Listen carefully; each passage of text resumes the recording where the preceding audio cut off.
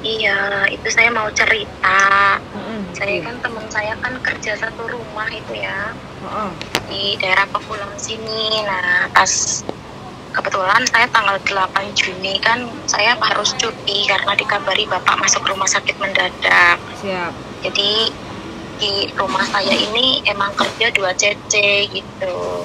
Ya kebetulan yang satu itu baru 3 bulan di sini. Ya selama kerja bareng saya di sini ya saya perlakukan dengan baik karena memang ya baru pertama kali kerja di Hong Kong, jadi ya masih lugu, masih bingungan gitu. Nah pas kemarin saya posisi masih di Indonesia, belum kembali ke Hong Kong, tanggal 25 dia itu libur ke KTP katanya di agen, tapi sampai hari ini tidak kembali ke Hong Kong. Oke, terus Saya tidak tahu posisinya di mana. ini pakai handset ini Mas. Sudah melaporkan ke polisi, betul? Mbak, pakai handset ya sampean? Iya. Lotak.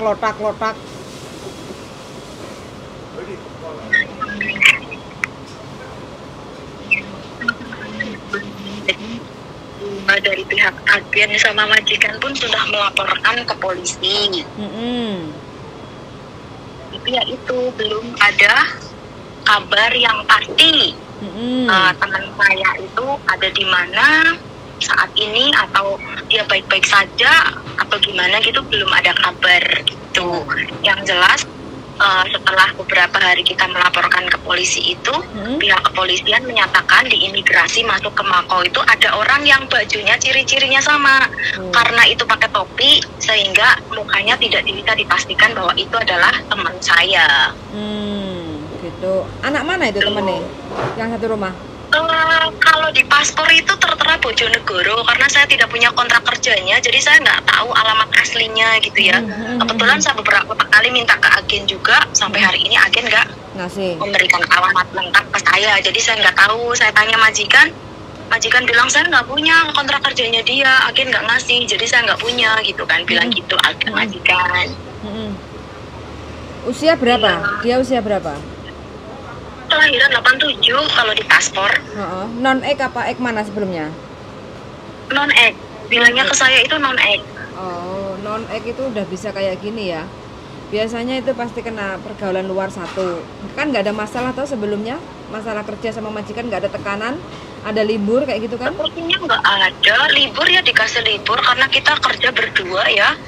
Jadi udah perjanjian dari awal. Sebelum dia berhadapan sama majikan itu udah saya bilangin, nanti kalau majikan minta sampean libur hari Sabtu terus, sampean nggak mau, sampean harus bilang sama saya, jadi saya bisa bantu sampean untuk ngomong 2 kali Sabtu 2 kali Minggu kayak gitu.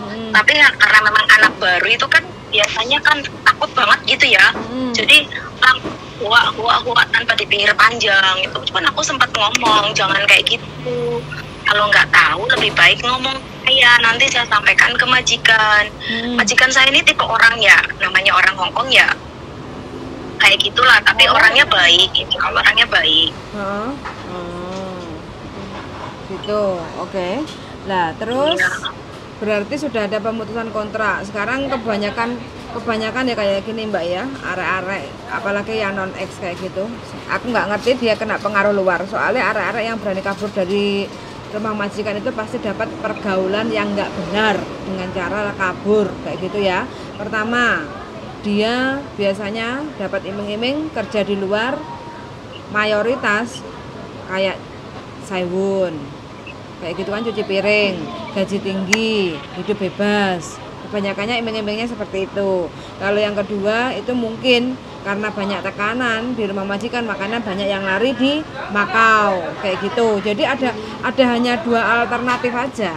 Kalau dia nggak ada tekanan di rumah majikan, terus dia kok berani kabur, itu pasti dapat iming-iming gaji yang lebih besar di luar. Makanya berani kabur terus OS. Ini sih enggak lah. Sepengetahuan saya kerja kerja di Hong Kong itu ya kita kerja di Hong Kong rata-rata ya kayak gitulah. Majikan kan adalah kadang-kadang ada yang setia gitu kan. Tapi kalau soal kerja rumah saya ini termasuk menurutnya bebas lah ya. Dalam arti gini, karena kita kan nggak ada anak kecil, terus peliharaan juga cuman kucing 4, jadi kan nggak seribut kita ngurus anak ya.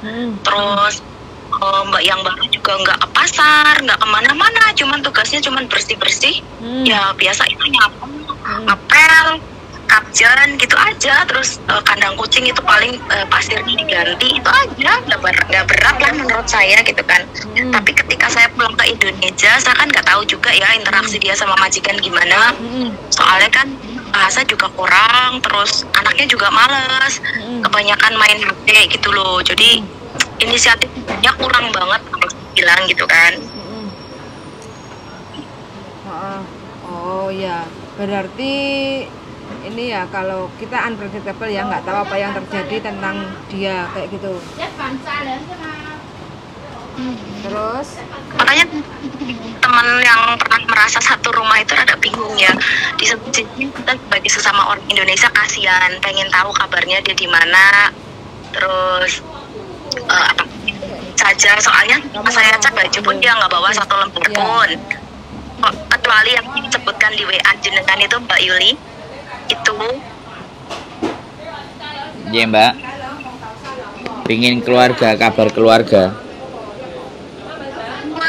Itu waktu hari pertama majikan menghubungi saya kan langsung telepon suaminya, karena kebetulan saya punya nomor suaminya. Kita diangkat, terus dijawab, bilang gini, Mas sampean ada komunikasi sama istri nggak? Kemarin Mbak pas hari Senin, kata Masnya bilang gitu. Terus hari ini ada komunikasi nggak?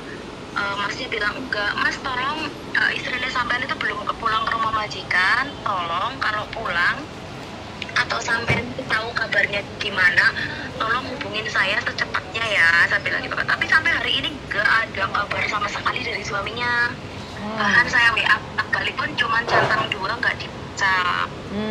Seperti, jadi saya bingung. Di satu sisi saya pengen bantu, di satu sisi juga saya bingung minta bantuannya kemana gitu loh Mbak Ibu.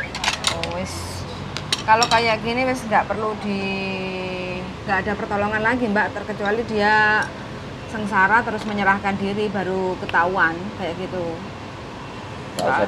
Nggak usah dicari wes, moyo nggak Mbak. Dia berani kabur itu wes, berani dia mengambil keputusan. Yang penting kan waktu keluar rumah majikan kan kondisinya sehat toh.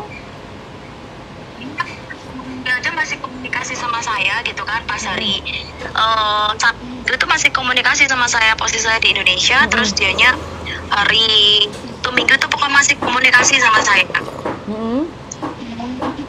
Bud, saya kan agen, terus agen bilang iya Mbak hari Senin dia kesini ngambil KTP, terus minta dianterin juga, ditunjukin ke MTR Tun Mun. Habis itu dia udah bilang, udah WA saya juga, katanya udah sampai MTR Tun Mun, alasannya kan mau bikin rekening di SWB gitu. Thank you Mbak Say. Kan ya baik-baik sih, kita nggak apa-apa gitu. Kalau majikan sih udah nggak mau tahu, soalnya rekodnya dia juga di sini jelek, apalagi dia ketika kabur itu memberikan kesan jelek lah ya. Jadi majikan aku udah nggak mau tahu lah dia mau seperti apa, soalnya harusnya dia kalau nggak mau kerja juga bilang ke kita, jadi kita belikan tiket pulang ke Indonesia kayak gitu. Iya wes, orang-orang kayak gitu orang-orang yang nggak mau diatur, nggak bisa diatur Mbak, wes nggak usah direken lah, masalah orang kayak gitu. Dari BB pulang ke sini aja nggak bisa tuh, nangis-nangis loh. Makanya saya tuh nggak teganya gitu, orangnya tuh lugu banget, bener-bener lugu banget. Apakah dia kepengaruh temen terus ditelantarkan sama orang yang ngajak atau gimana gitu? Enggak lah, pasti dia ada niat, pasti dapat iming-iming gaji lebih besar di luar lah. Itu dia kerja di luar terus baik-baik saja, hubungin keluarganya, soalnya juga di Indonesia anaknya 3, itu yang 1 masih kecil, baru setahun lebih. Pastilah Indonesia, yang keluarga di Indonesia dikong-kali-kong Mbak. Ya udah nggak usah. Itu suaminya kan nggak mau ngangkat. Nggak usah. Suaminya kenapa? Nggak mau ngangkat toh? Ngangkat WA saya itu centang 2 pun 1 pun nggak ada dibalas, nggak ada dibaca gitu. Itu curiganya di situ. Iya. Ya udah nggak apa-apa. Berarti kan dia udah kong kali kong sama suaminya udah fix mbak, dia dapat pengaruh, dapat cari gaji gede di luar, dan dapat dukungan dari suaminya. Karena kalau dapat uang gede, otomatis uang dikirim ke Indonesia toh kayak gitu. Suatu saat pasti kesandung lah orang kayak gitu, ditolong malah mentung, di eman malah ngelunjak, kan ibaratnya seperti itu mbak. Nggak sopan lah kalau kayak gitu. Orang masih baru udah berani kabur. Juga baru mau ke 3 bulannya, ini gajian ke 3 bulan. Makanya apalagi masih baru. Ini ATK Hongkong itu nggak serius, nggak niat kerja. Maksudnya kerjanya itu nggak ada tanggung jawabnya kayak gitu, nggak konsisten. Mudah kena pengaruh. Apa udah banyak. Biarin aja mbak, karena kan juga masih baru. Yang penting kan majikannya sampai sudah lapor polisi itu udah bener. Terus habis itu kan sudah lapor ke imigrasi, pemutusan kontrak kayak gitu kan, bahwa memang bener dia kabur. Ke imigrasi ya mbak ya? Iya no, pemutusan kontrak no mbak. Akhirnya melakukan ya? Kenapa? Yang melakukan pemutusan kontrak dengan imigrasi harus majikan. Majikan boleh, diwakilkan sama agen juga boleh. Majikan, dia kan ngomong sama agen. Ya. Nah terus alasannya pembantuku kabur, sudah ada laporan ke polisi, itu file laporan polisi kepolisian itu dilampirkan loh. Nah nanti suatu saat biar dia harus ada catatan imigrasi lah kayak gitu. Soalnya kalau udah kayak gini tuh nggak perlu lagi dibantu lah.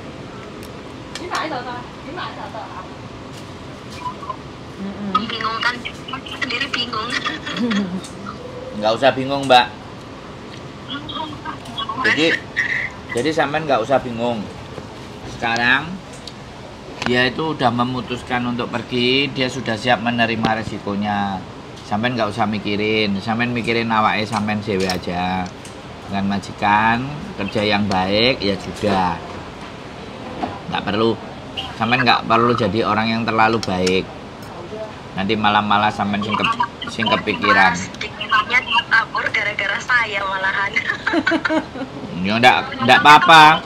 Orang rumah itu kan mindsetnya jelek ya. Pasti nih Cece lama jahat, pasti nih Cece lama gimana gitu kan. Padahal saya juga orang baru di sini, baru 1 tahun 3 bulan ikut majikan ini. Nggak usah mikirin apa yang diomongin sama orang. Penting sampai gajian lancar. Tujuan sampean kerja bener, nggak nyalai ya sudah. Orang mikir jelek-jelek itu kan pikiran mereka, dan kita nggak bisa ngatur pikirannya mereka. Oke, santai. Ya, ibarat kata lebih baik saya ngomongnya gitu aja ya mas ya. Iya. Sampean mikir awake dhewe ae. Piye carane oleh pulang dari Hongkong bisa punya pesawat jet. Amin. Mbak. Ya Allah. Anaknya sekolah kabeh, wong tuane sehat, wis beres. Nah kemarin juga saya pulang itu karena cuti mendadak. Dikabarin bapakku masuk rumah sakit. Jadi kondisi saya di Indonesia juga dalam kondisi banyak pikiran. Terus tiba-tiba majikan ngabarin jajannya kabur. Masya Allah, tambah ruwet saya bilang gitu kan sama majikan. Makanya begitu pulang dari Hongkong, Ati, welcome back to Hongkong, how are you? Kata pembantunya kabur, terus kamu gimana? Kata majikan gitu. Tapi ini majikan termasuk oke loh, sampai belum nyampe finish kontrak 2 tahun udah dikasih cuti pulang. Berarti kan majikan Itu baik aslinya mbak, asal bisa ngambil hatinya. Mereka tuh baik, asal bisa ngambil hatinya. Jadi nggak ada tekanan kerja lah kalau saya bilang, kecuali jajannya males karena majikan saya itu seneng rumahnya tuh bersih, rapi. Nggak apa-apa, jajannya mau duduk main HP nggak masalah. Yang penting rumah tuh udah bersih, udah rapi gitu, dia nggak masalah gitu. Itu Singapura ini sampean. Belajar Gak apa-apa. pengalaman mbak Yul. Nggak apa-apa, udah nggak usah dipikirin. Mikirin yang lain aja. Biarin aja itu temennya. Kita doakan aja yang terbaik buat dia ya mbak ya. Ya, Iya pasti. itu yang bagus. Sampai nggak usah kepikiran, yang penting kalau dapat nomor-nomor baru nggak usah diangkat daripada nanti sampai kena virus. tambah pikiran. Iya. Jadi Kalau gitu saya move in lah, ibaratnya dari masalah ini saya move on, karena jujur Iya. saya kepikirannya kesian, anaknya tuh lugu, polos, bingungan kayak gitu. Orang dia kan punya nomornya sampean di Indonesia. Kalau memang ada apa-apa, otomatis kan menghubungi sampean yang satu rumah. Ini kan otomatis menghindar dari sampean, nggak mau menghubungi, terus suaminya dihubungi juga nggak mau ngangkat, berarti kan ada something kayak gitu loh. Memang sengaja menghindar dari sampean, dari keluarga majikan gitu. ya kita nggak perlu berpikiran jelek, terus kita nggak perlu berpikiran yang aneh-aneh bagaimana dan seperti apa dengan dia. Intinya semuanya hidup itu pilihan, dia memilih ke sana ya sudah.